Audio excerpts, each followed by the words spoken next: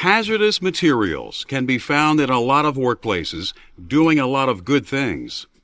They heat our facilities, help us to maintain our tools and equipment, and play major roles in many manufacturing and industrial processes. But these hazmats can also create serious hazards for us, especially if they aren't handled safely. That's why OSHA established the hazard communication regulation known as the HazCom standard. It gives you the right to know about any potentially hazardous materials that can be encountered in your workplace, and ensures that you have the information you need to handle them safely. In this program, we'll discuss the requirements of the HazCom standard, the hazards that are associated with different types of hazmats, and what you can do to avoid those hazards.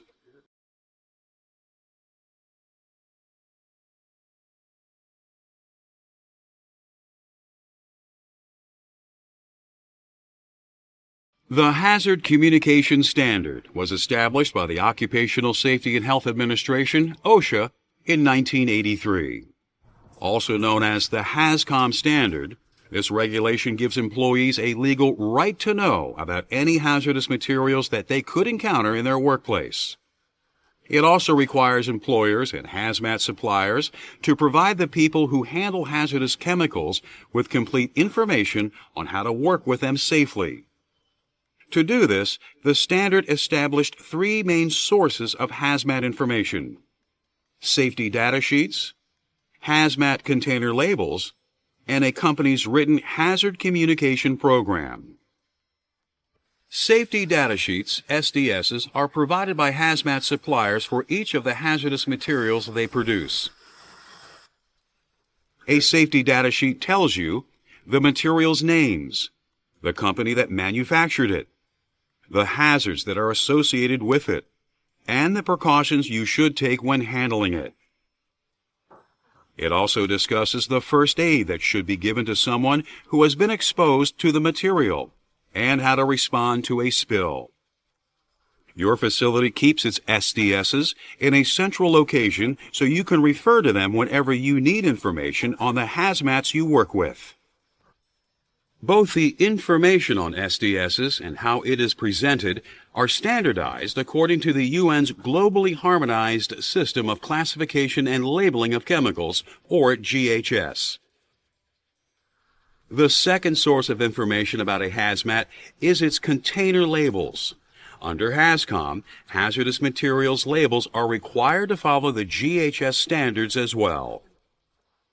However, a facility's in-house hazmat labels do not have to follow the GHS format, but they do have to display all the information that the system requires. The third source of information about hazardous chemicals is a company's written hazard communication program. This document is a blueprint for how a facility complies with OSHA's hazard communication standard.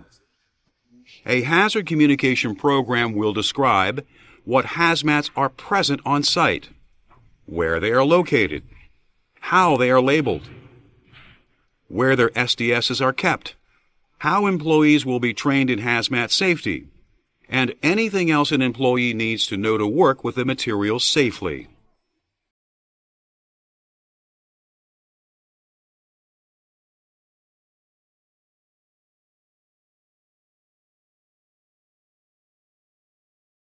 In spite of all the precautions that we take to handle hazardous materials safely, accidents can still happen.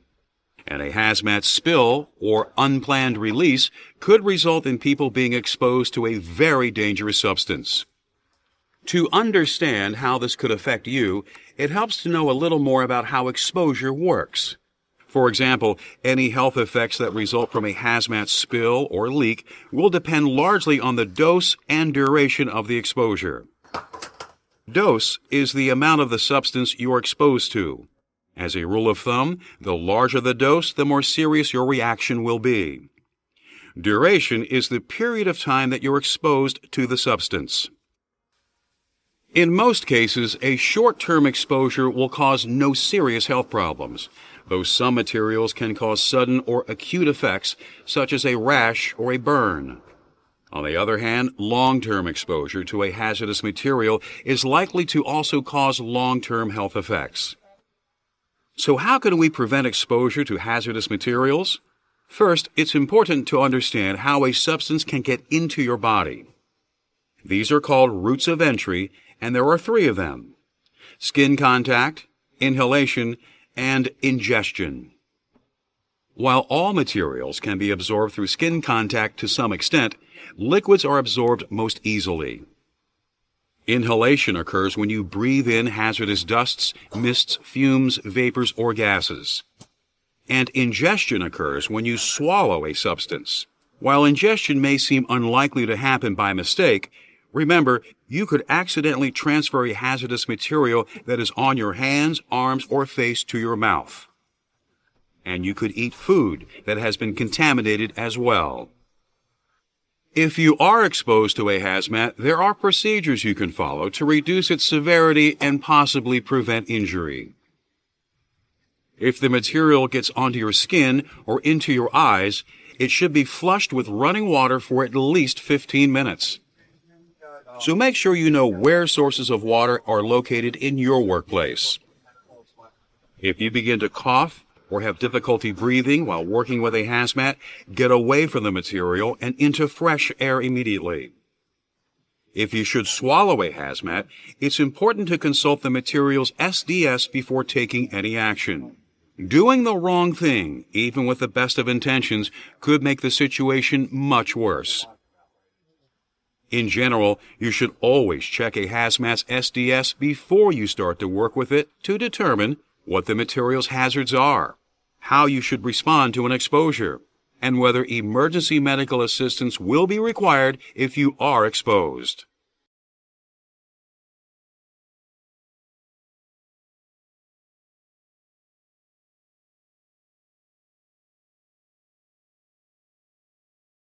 To help you work with hazardous materials safely, OSHA's HazCom standard divides hazmats into categories. These are based on the types of hazards that are associated with them and the safety precautions that they require. Three of these groups that can be found in many facilities are toxins, corrosives, and irritants. Toxic substances affect the organs and tissues of the body and disrupt important physical processes. People who are exposed to them can be injured, get sick, and even die. Toxic chemicals that are used in a number of hospitality environments include detergents such as sodium lauryl sulfate, SLS, ammonia, sulfuric acid, and degreasers like trichloroethylene. Some of the pigments and solvents contained in paints can be toxic as well. So is the turpentine that's often used for cleanup afterward. Respirable crystalline silica is a toxic material that is used for sandblasting. Precautions should also be taken against silica dust that is created when stone, cement, or concrete is cut or polished during remodeling and construction projects. Another toxin you could encounter is asbestos. While it isn't used in many situations today, it was used in many older buildings before its hazards were fully understood. And it can be found in insulation, pipe coverings, wallboard, and even some flooring products. Two other groups of hazmats that can be encountered in many environments are corrosives and irritants. Corrosives can cause serious, even permanent damage if they come into contact with your skin or eyes. Most acids and bases that are used in industrial processes are corrosive, including nitric and sulfuric acid, as well as ammonia and chlorine. Bleach, sodium hypochlorite, and the solvent toluene are corrosive as well. Symptoms of exposure to corrosives can include redness and swelling of the skin, burns and blisters. Irritants that you can encounter in hospitality environments include acetone, a thinner and solvent, bleach, and methylene chloride, also known as dichloromethane or DCM, which is often used for cleaning, degreasing, and stripping. Exposure to these types of irritants can cause temporary inflammation of the skin, as well as swelling at the point of contact.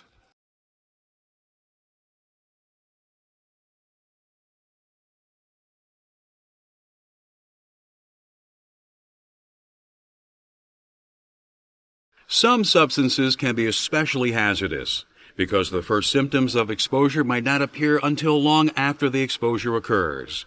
And by that time, the damage has already been done. Carcinogens and radioactive materials both fall into that category. Carcinogens are substances that are known or thought to cause cancer. Respirable crystalline silica is an especially hazardous carcinogen. This silica dust can be created by cutting, grinding, or polishing materials such as stone, cement, or concrete during remodeling or construction projects. The asbestos that was used in the construction of many older buildings is a carcinogen as well. Radioactive materials emit rays and particles that can damage the cells and tissues of living things, which can often result in cancer. These substances may seem exotic, but they are used in some industrial settings. For example, industrial radiography is a process that uses X-rays and gamma rays to locate flaws in some manufactured materials.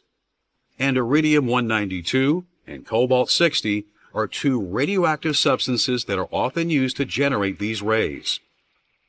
While the presence of radioactive materials is unusual in most facilities, if they do exist where you work, OSHA's HazCom standard requires your company's hazard communication program to provide you with complete information on how to handle them safely.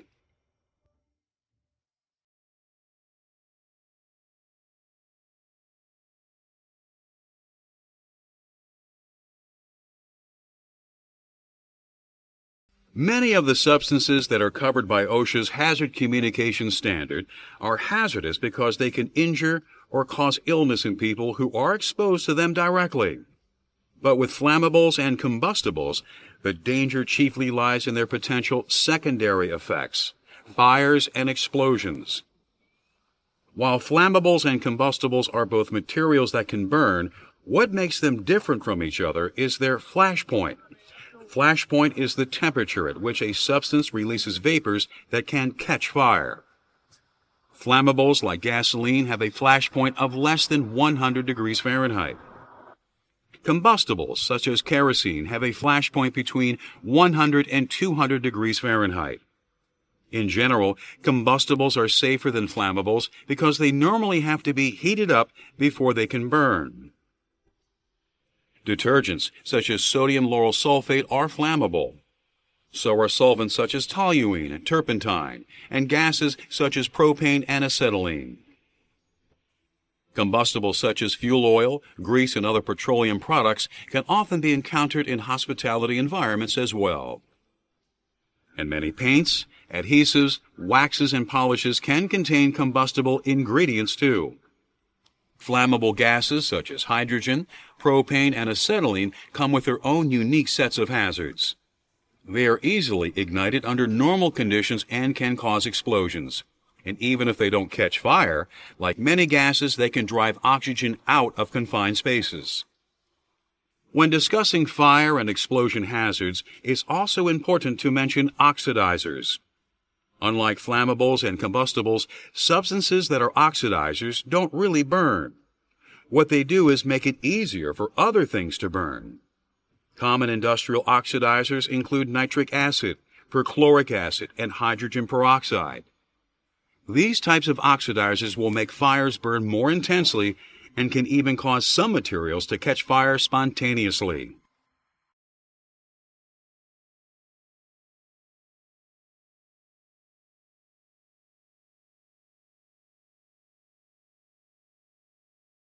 One of the things that OSHA's Hazard Communication Standard ensures you of is that you are provided with information about the precautions that you should take to handle hazmat safely.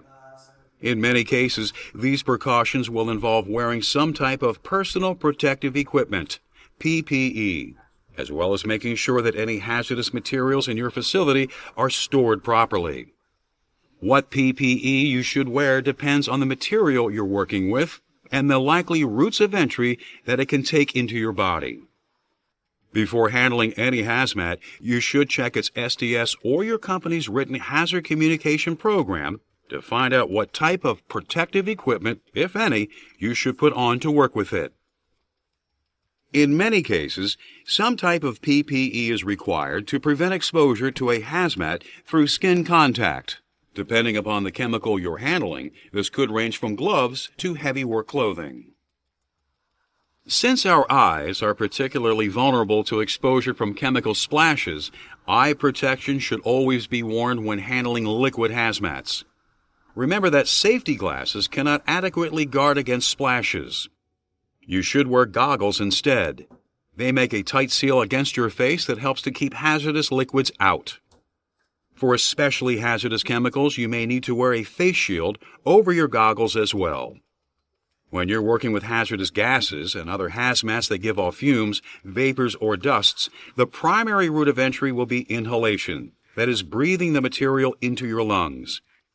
In these cases, you should wear a respirator. There are several types you can use, and different cartridges that can be used with some of them as well. Again, check the chemicals SDS to find the right respirator for the job you are doing. How a hazmat is stored is also very important. Pay attention to the conditions in the storage area itself, because if they are not set up for the chemical you're using, it can lead to spills, exposure, and possibly much worse. Some materials, such as flammables or combustibles, are sensitive to temperature, so if they are stored where it is hot, they could catch fire or even explode. Flammables or combustibles should also be stored separately from oxidizers, which can make it easier for these materials to ignite and make fires burn more intensely. Compressed gas cylinders and materials that can emit hazardous vapors or fumes should be stored in areas that are well ventilated, as well as away from excessive heat, which can cause the cylinders to pop their valves or even burst. Some hazmats can even react with water. Others are sensitive to light, still others to shock. So if you ever have questions about how to store hazmats safely, consult their safety data sheets and your company's written hazard communication program.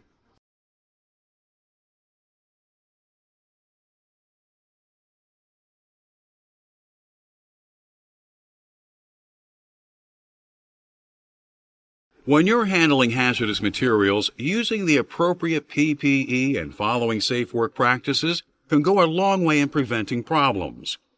But if things do go wrong, it's important to be prepared for them. If your facility handles hazmats, OSHA's HazCom standard ensures that you will receive training on what to do in case a spill or leak does occur. First and foremost, you should report any signs of an incident to your company's security department or crisis management team. They will make sure that emergency response personnel are notified. The area around the spill is evacuated if necessary, and anyone who has been exposed to the substance or otherwise injured is given first aid. Different materials can require different types of emergency procedures and precautions. So it's very important to identify what material has been released as soon as possible. It's also important to contain the spill and minimize contamination of the area. This could involve placing absorbent socks or flexible barriers of urethane or PVC around the spill. Hazmats should always be prevented from escaping into storm drains or sewers. This can result in the material not only contaminating the surrounding area, but being carried into the local watershed as well. Once a spill has been contained, the material will usually be soaked up using sorbents and blankets that help neutralize it. But some substances can require special cleanup precautions. For example, to prevent a fire, only non-sparking tools should be used when cleaning up substances that are flammable. And arrangements have to be made to dispose of any cleanup residue properly. Remember, hazardous chemicals are classified as regulated waste and must be removed by licensed waste handling companies for special processing and disposal.